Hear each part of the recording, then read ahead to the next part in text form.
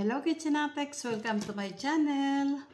Tayo naman ngayon may panibagong recipe ulit. Ang ating recipe today ay gagawa ako ng napaka-creamy na ice candy.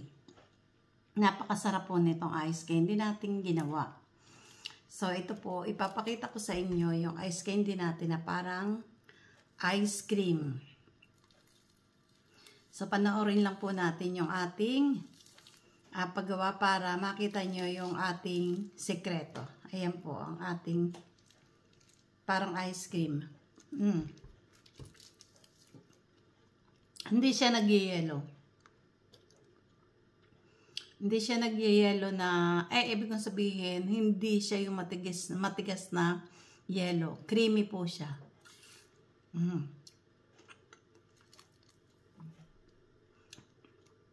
So, para lagi pong updated sa ating mga recipe, just follow and subscribe. Kaya, umpisahan na natin ngayon ang ating paggawa ng ating ice candy na creamy. At ito ang ating mga ingredients para sa ating ice candy. Mango ice candy na napaka-creamy. So, meron tayo ditong mango, sugar, yung ating tapioca starch. Tapioca po yung gamit ko, mas masarap. Tapos, heavy cream yung gamit ko rin. Kasi hindi ako gagamit ngayon ng condensed dahil may sugar naman ako. Pero pwede kayong gumamit ng condensed milk at saka ibap. At saka, lagyan nyo pa ng sugar.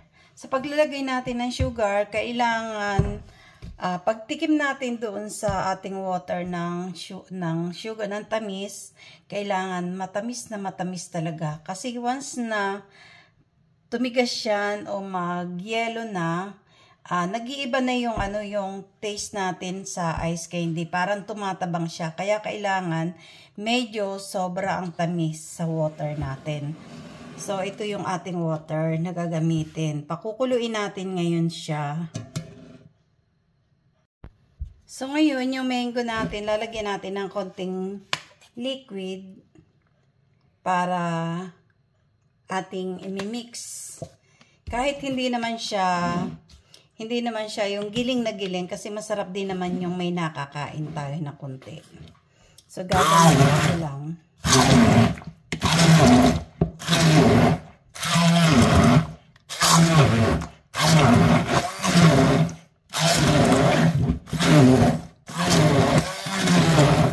So, yan. Masarap po, maraming mango. Tama na yung pagkakagiling na yun. Yung hindi sobrang giling na giling. So, ngayon kumukulo na yung ating water. Lalagay naman natin yung ating sugar. Yan. Tapos, titikman natin siya kung matamis na siya. Kailangan matamis na matamis. Lalo na yung mangga ko, maasim naman siya, hindi siya matamis. So, kailangan natin dagdagan ng sugar. Hindi pa siya matamis.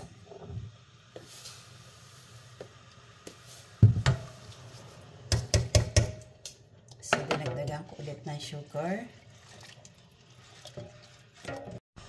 So, ngayon, lalagyan natin yung ating slurry, yung ating tapioca starch.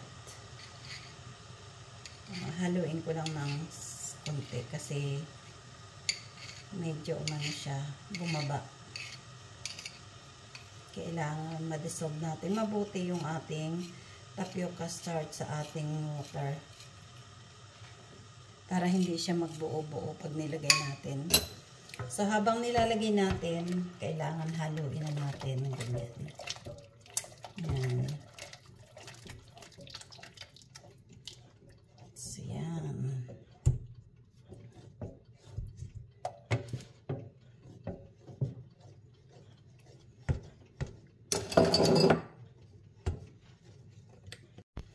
So, ganito kalapot yung ating start.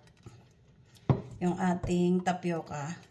Kasi ilalagay pa natin dito yung ating milk, yung ating condensed milk, yung ating ibap, kung ibap yung gamit nyo o kung condensed milk. Kumbaga, pag nilagyan nyo pa ng liquid yan, medyo lalabnaw pa siya ng konti. Pero parang ganito, parang army roll siya. Yan. So, iba po yung texture nito kaysa doon sa kung gagamit kayo ng corn flour. Yan.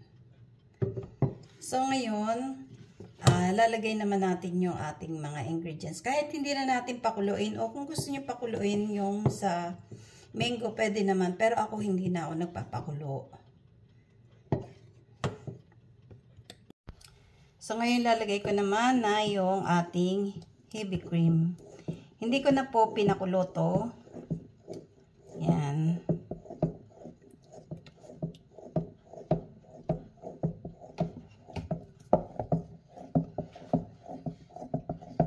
Halo lang natin ng mabuti.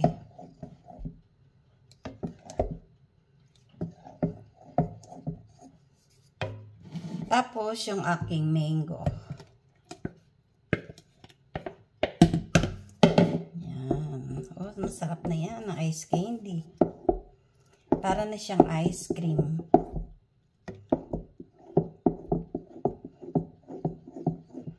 Haluin lang natin mabuti.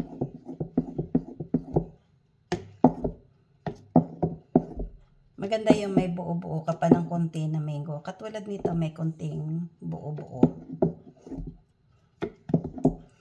Depende sa inyo kung gaano karaming mango ilalagay nyo.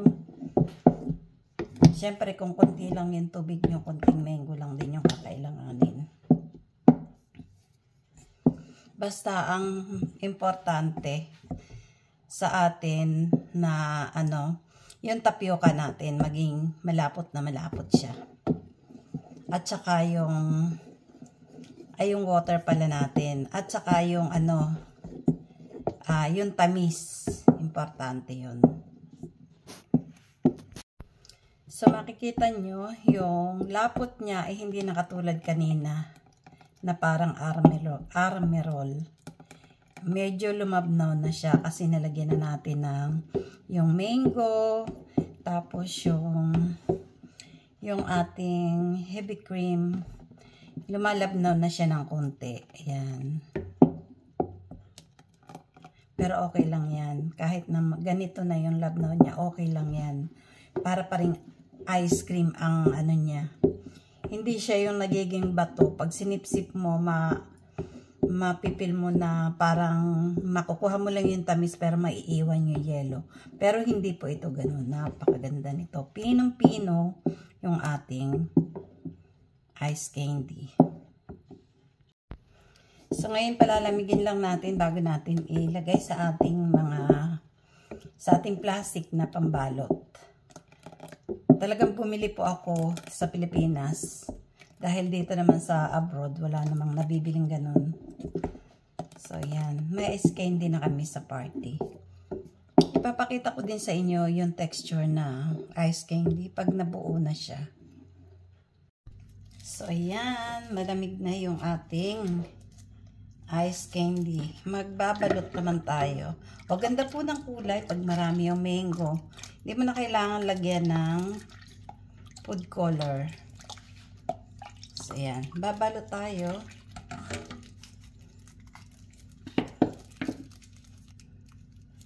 Hindi pa ako expert sa pagbabalot. Kasi sumisikip din naman siya pagka matigas na. Ayan, o.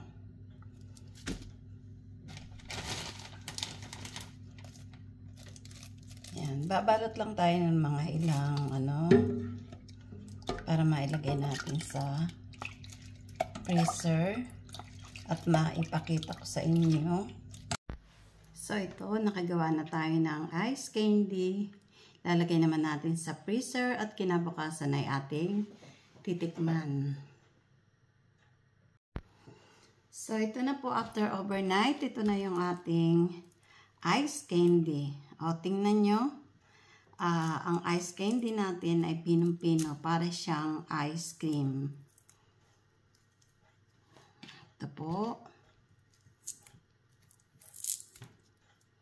Tingnan nyo, oh, na ano ko siya. Yan.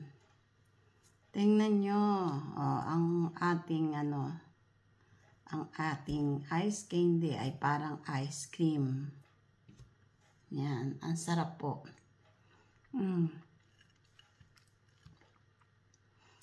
Hindi siya sobrang matamis yung lasa. Pero ang dami ko siyang nilagay na asukal. Pero pag kinain mo, tamang-tama lang yung lasa, hindi siya yung masakit sa lalamunan. Pero kung titikman mo, yung hindi pa siya nagiging ice candy, sobrang matamis siya. Kaya nga sabi ko, pag nag-yelo to, nawawala yung sobrang tamis niya. So, ito po yung sikreto ng ating paggawa ng ice candy. So, para lagi pong updated sa ating mga recipe, just follow and subscribe. Thank you for watching.